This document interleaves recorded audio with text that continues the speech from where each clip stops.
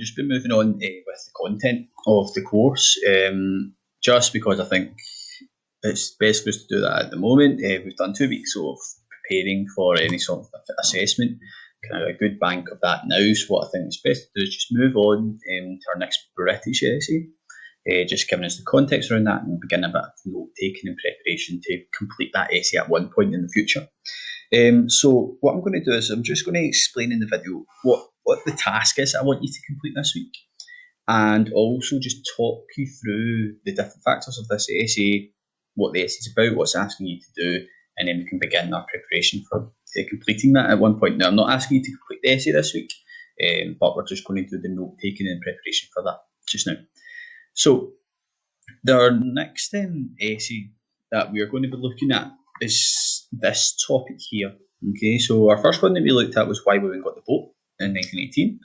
Our second topic is about social welfare reforms. So the topic that we're looking at is an evaluation of the reasons why the Liberals introduced social welfare reforms between 1906 and 1940.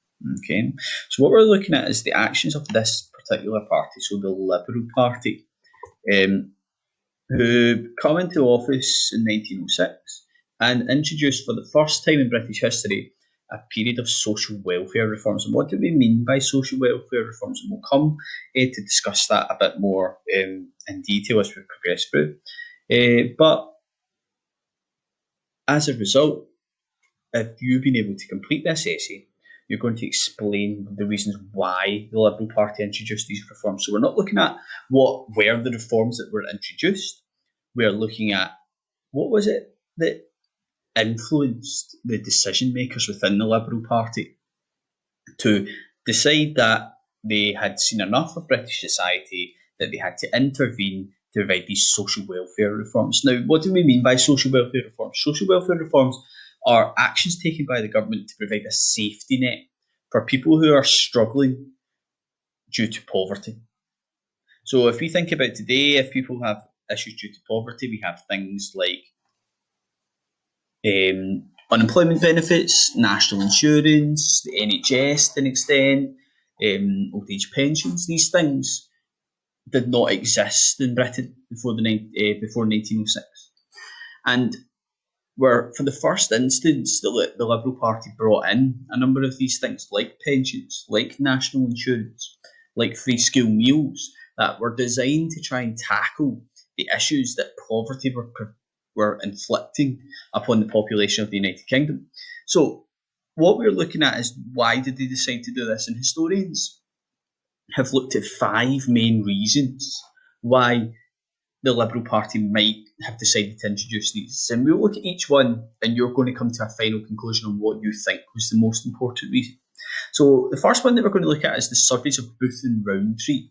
Now, Booth and Rowntree were the first sort of social investigators. So we're going to look at the social investigation that they completed in London and York and how that influenced the Liberal Party to try and introduce reforms. We're going to look at fears over national security, what impact did poverty have on the ability of the British nation to be the leader of empire, to make sure it was the most important nation in the world. We're going to look at the growth of a phenomenon within the Liberal Party led by 2 main members, David Lloyd George, who would become Prime Minister in 1940 during the First World War, and Winston Churchill, who obviously then became Prime Minister during the Second World War. And we're going to look at the rise of the Labour Party. So the Labour Party was founded by Keir Hardie in the early 1900s. What impact did that have on the decision of the Liberal Party to introduce reforms? And then finally, we're going to look at a concept of municipal socialism. Now, municipal socialism is social policy or socialist ideas that are implemented on a very local scale, mainly in towns and cities around Britain. Okay, so that's the sort of factors that we'll look at in this essay, and you're going to complete notes on each of these for your task for the remote learning this week.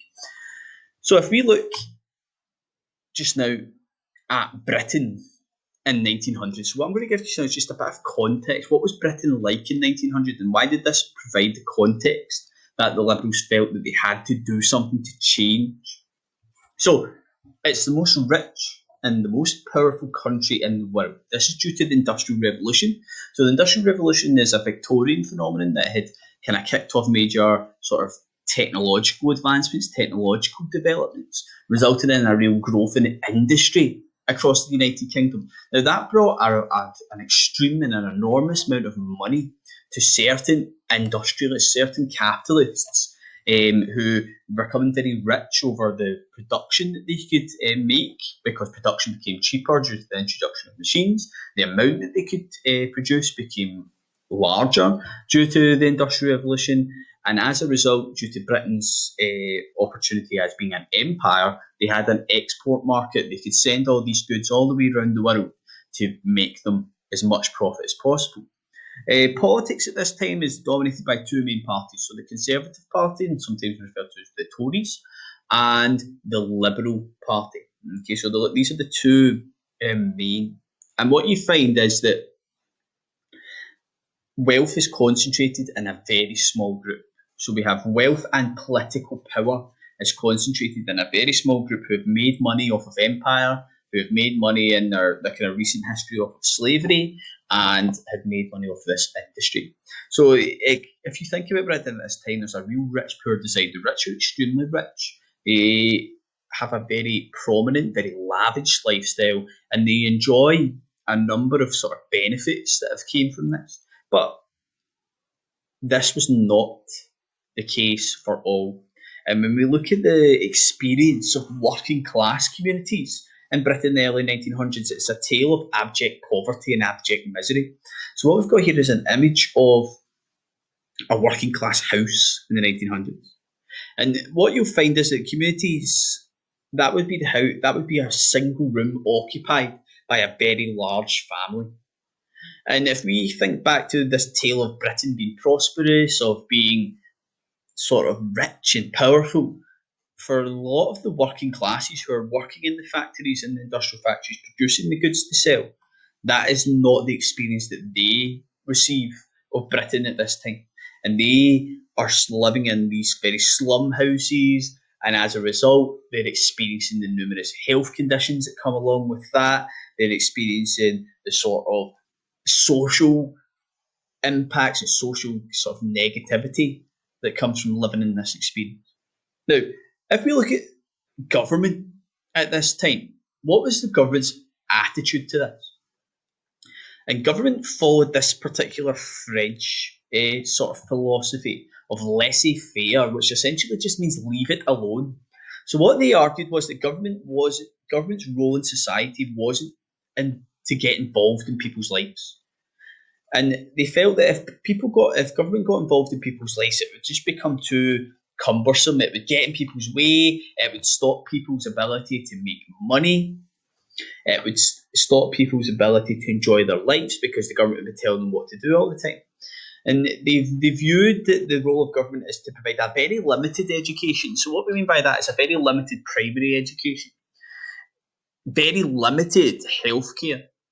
And what I mean by that is that in extreme instances, healthcare, and help for the poor, control of workplaces. So this is what they view government should do. Government should just allow the opportunity for rich capitalists to make as much money as possible, but they should not get involved in people's lives. What role did they have in helping the poor at this time? Now, there was a system known as the Poor Law System. And the Poor Law System was about giving relief. And there was two types of relief that could be given for the poor. Now, this was what we're talking about here is the abject extreme poor in the United Kingdom. So outdoor relief was something that was given to help people in their home. Now, this wasn't usually given by the government. This would be given by the churches. Now, what you would find is that families who were struggling in extreme abject poverty could go to the local churches, who would be having access of money through charity that they could then give out to tide people over, but then it would be looked back. And probably the most kind of serious is this idea of indoor relief. And this is when help is given in the workhouse or the poorhouse. Now, what is the kind of workhouse and the poorhouse, and how did you access this sort of, how did you access this sort of thing? So you had to prove that you were poor, because there's a real scepticism of this at this time within the government and especially upper classes of why people were poor. And if they perceived that you were poor for any sort of of your own problem or your own decision making, you would not get access to any of this relief. And essentially, what workhouses and poorhouses are their prisons for poor people. When you would be taken into the workhouse, you would be separated from your family, so men and women separated, children separated from parents, and you would be forced to work in this sort of prison for poor people and be forced to work for the local community. You'd be producing very doing menial tasks, etc. You'd be given the worst food possible. You'd be sleeping on the floor. But this was to make sure that people did not access this system, because there's a real sort of derogatory viewpoint of why people were poor, because mainly the argument was that people were poor due to their own poor lifestyle choices. So was the poorhouse successful? No and yes. What you find is that when unemployment and poverty levels start to rise, the poorhouse system can't cope with it. And that is because of limited capacity. So if you're going to put people into sort of put them into restrictions and put them in residential treatment, you need more places like that. But as this unemployment rises, you've got less people to do that. It's hated by the poor. It becomes a real stigma even within the poor people to go into the poorhouse or to the workhouse. And as a result, it's shunned by almost 90% of the working classes. So people are struggling. They are dying due to diseases. They're dying due to mental health difficulties. And as a result, they can't access the help that they need, and poverty increases, and the general kind of health of the working classes decreases. Now, why was it so harsh? And it was harsh on a reason, because they didn't want people to go into them. It wanted to make people to look for work so that they wouldn't go into the poorhouse. It wanted them to look after themselves, because this is the prominent idea is that people are poor because they're spending too much or they're drunk. This is the idea that's given. This: you're poor due to your own lifestyle choices, not due to the system around you. Okay, so why does this start to change? Why does the Liberal Party, when they come to power in 1906, why do they abandon that laissez-faire policy, and do they then adapt of, well, the government should get involved in helping the working classes, the government should be providing things to stop people from going into workhouses? Why does that change? And that's what we're looking at in each of these paragraphs, of how do each of these things change the mind of the policymakers within the Liberal Party to become more involved. So the first one that we're going to look at is this idea of the surveys of Booth and Rowntree. So Charles Booth and Sebum Rowntree are sociologists, and what they're interested in is to try and look at why did people find themselves in poverty? Why did people find themselves in poverty, and what impact did that have on it? And what they were trying to do is do this from a scientific point of view, of being able to try and provide research and data that influenced how the government would access them. So if we think about, the prominent idea was that people were poor because of their own sort of bad mistakes. And what the work of Sebum Rowntree did was that they almost kind of changed that idea. And Rowntree looked at this concept of primary and secondary poverty. So primary poverty is meant that regardless of how much they spent their money, they could not afford the minimum amount to live on. So he was able to prove fundamentally that some people were not poor due to their own bad decisions. Now, don't get me wrong, Rowntree still talked about this idea of secondary poverty, which was that they had enough income to support a basic living, but they spent it on luxuries such as cigarettes and alcohol, and this was blamed on poverty. But this distinction and the awareness of primary poverty started to change people's attitudes to it, because there's, within the Liberal Party, people start saying, well, if these people aren't poor due to their own poor decisions, We need to do something to help. Okay, so what I've given you here after is just some information about Booth, about Rowntree, about Attitudes to Poverty. So what I'd like to do is, you're just going to make a note of these in your notes for this section. So this is your knowledge point. Just making a note. Now, you don't need to copy them all word for word. You could be summarising it into a mind map. You could be summarising it into your own words. But just make sure you've got the kind of statistics. You've got the events that happen here. Right. So the next section that I provided on the PowerPoint is the analysis. Now, remember when we're analysis, we're always looking for, well, how do the actions of Booth and Rowntree change? Okay, so if we look at how does it change the attitudes to poverty? So the surveys change society's attitude toward poverty, dispelling the idea that poverty was the fault of the individual. Okay, so the creation of the distinct of primary poverty and deserving poor demonstrated that these individuals needed government help to aid their struggle, as they did not have the means to do this themselves. So what this provided was that it provided the Liberal government with data that they could use to justify their actions for trying to help the government, to help individuals. How could some people say it's been exaggerated? And some historians have argued that it didn't change a lot of people's minds. They would kind of push it away and say it's only surveys in London and York. It's not about the whole of the UK. Also, Rowntree's definition of secondary poverty that was it gave factual evidence to support the assertion that some people were poor due to their own due to their own poor ideals. So therefore, it actually justified the reason for the government not to do it. So that's how you could argue that actually, in some cases, the government, the attitudes of Booth and Rowntree were not the most important. Okay, so remember what all I'm doing is I'm just giving you a broad overview of what we're talking about in each section, just to kind of clarify it for you. Now, fears over national security. There's fears in this particular time period. So remember, if we're thinking about like in the start of the 1900s, we're getting very close to the beginning of the First World War, and there's fears within the UK government of, would Britain be able to defend itself in any future war? And as this is kind of evidence, Britain goes to fight a war in South Africa in 1899. And in 1899, when they go to fight this war, they want recruits from working class areas. And when they go to get the recruits and they sign up, they have to undergo a sort of medical. And in this medical, and especially major industrial working class cities like Manchester, Liverpool, Glasgow, etc., they find that 9 out of 10 recruits are rejected due to their poor ill health. And there's a real sort of concern here as people begin to see that the poverty and the terrible conditions that the working classes are living in, they find themselves having an impact on their health outcomes.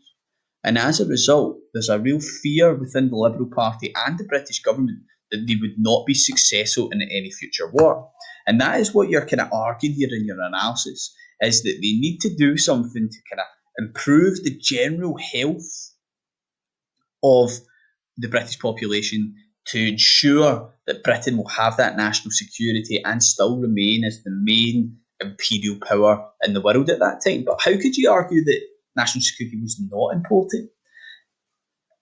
If we think about why, if they're wanting to ensure the future and the security of the British public, surely then the only reforms would be targeted at the young. And when we look at the reforms, they're not. A lot of them are actually are more geared towards the elderly population. So as a result, it's maybe not the only thing that's promoting it, but it certainly has an aspect. The next factor is this concept of new liberalism. And new liberalism is very much a kind of movement away from traditional liberalism. Traditional liberalism was the party of laissez-faire. This is the party of just leave people alone, and due to the kind of, if people become rich and powerful, that'll benefit everyone. Now, new liberalism rejected that. New liberalism is more moving away and accepting that some people suffer in society not due to their own individual choices, but because society makes them suffer.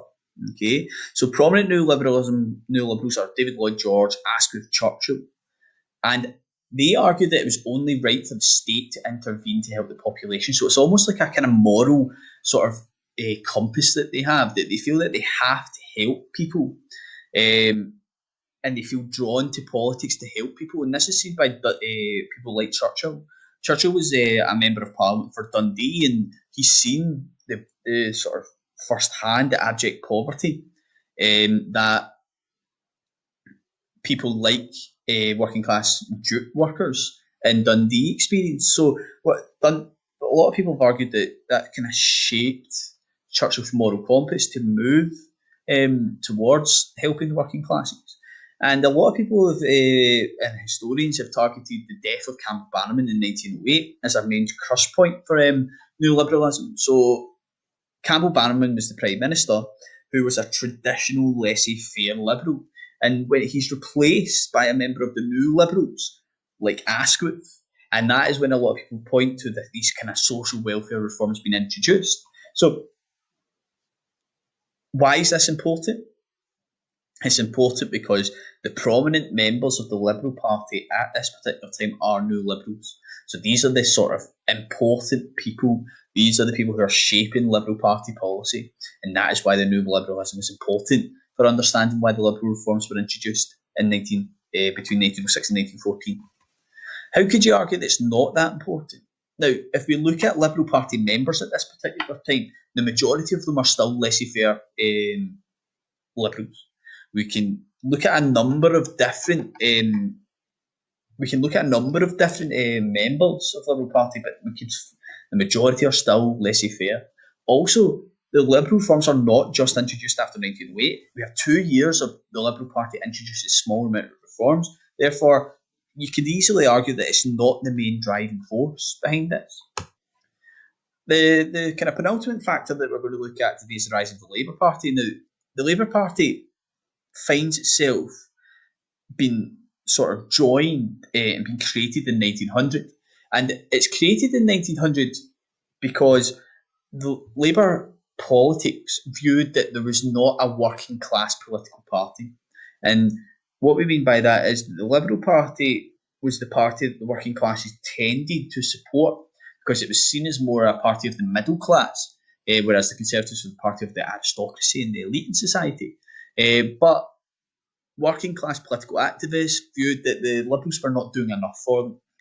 So as a result, when the Labour Party is founded in 1900, it starts to have some sort of electoral success.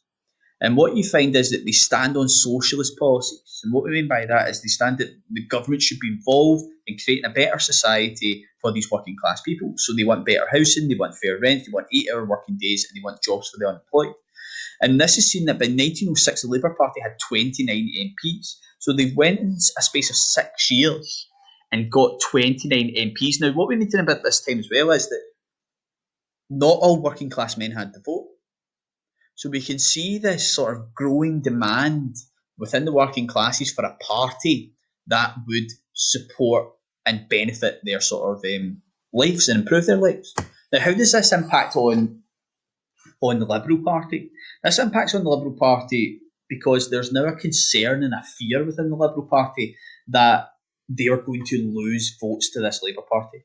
It'd been a two-party system. They had been the Liberals and the Conservatives, and they had swapped in and out during different elections. Now, the Labour Party could take away a significant support base from the Liberal Party.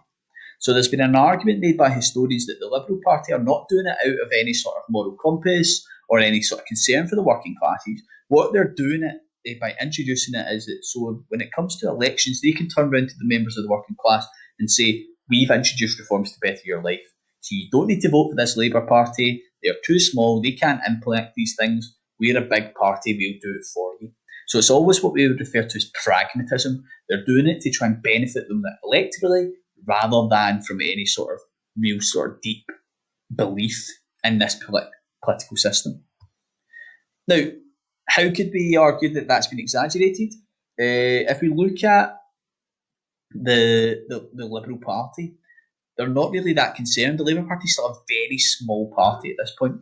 They're not really overly concerned. And if you look at the reforms that are introduced, they don't match exactly what the Labour Party introduced. So therefore, it must be something else that you could argue is driving these need for reforms, and maybe it's not as cynical as that they're just trying to stop the Labour Party from getting in. And the final paragraph that you're going to complete your notes on this week is this concept of municipal socialism. So what is municipal socialism? So if we think about socialism and this belief of economic equality for all classes in society, and that the state has a moral obligation to intervene to organise this economic equality, municipal socialism is that concept implemented on a very low, small scale. And what we find is that there's two instances of where the government or local councils become involved in trying to create a better society for the people who live there. So if we look at Birmingham, so in 1873, Joseph Chamberlain, the mayor of Birmingham, introduced a number of reforms. So he increases the water supply and improves it. He looks at the gasworks, he clears slum housing. Glasgow, for example, cholera epidemics, people dying due to dirty water. We get the creation of clean water supplies due to reservoirs being constructed around Glasgow. The creation of better sanitary conditions. The City Improvement Act, which implemented clean water for the city. So what we see here is this is municipal socialism in action. This is the government or the local city authority becoming involved in acting on things to increase or improve public health and living and working conditions for members of that city. So how is this important? Now, this is in contradiction to laissez-faire ideology. The government's saying they have a moral obligation to intervene. It also, because of the success of it, it provides a case study of how the government can get involved and increase and improve life chances for members of those sort of cities. So therefore, the Liberal Party can look at that case study and say, well, we can implement this on a national scale. How could some people say it didn't actually impact it? And some people say because it had been introduced on a small scale, that there was no need for the government to do something. We can do this on a local scale. We can just ask councils to do this. And also, when we look at if we're thinking about the municipal socialism as the main reason for it, the government don't copy it exactly. So therefore, it's not the main driver. Okay, so I realise that this has been a very quick whirlwind tour of this particular topic. What I was trying to do is just give you the context. What do each of these factors mean? How does that impact on that? But remember, when we're always thinking about this essay, is why did the Liberal Party decide to change their mind? Why did the Liberal Party, the traditional laissez-faire party that promoted this idea that people were poor due to their own life choices, why did they suddenly in 1906 decide to become involved in people's lives to try and increase life chances, to try and improve public health? Okay, so remember for this week, all you're doing is taking your notes. Okay, so you're working through each particular PowerPoint section and you're taking down your notes. I'll also in the Google Classroom I'll put up a workbook that you're going to work through and just complete questions based on each of these topics. Okay, so I hope this has been helpful for you, and if you still get any sort of particular questions or issues that you're having, please send them to me on the Google Classroom. Okay, so best of luck with this week's task.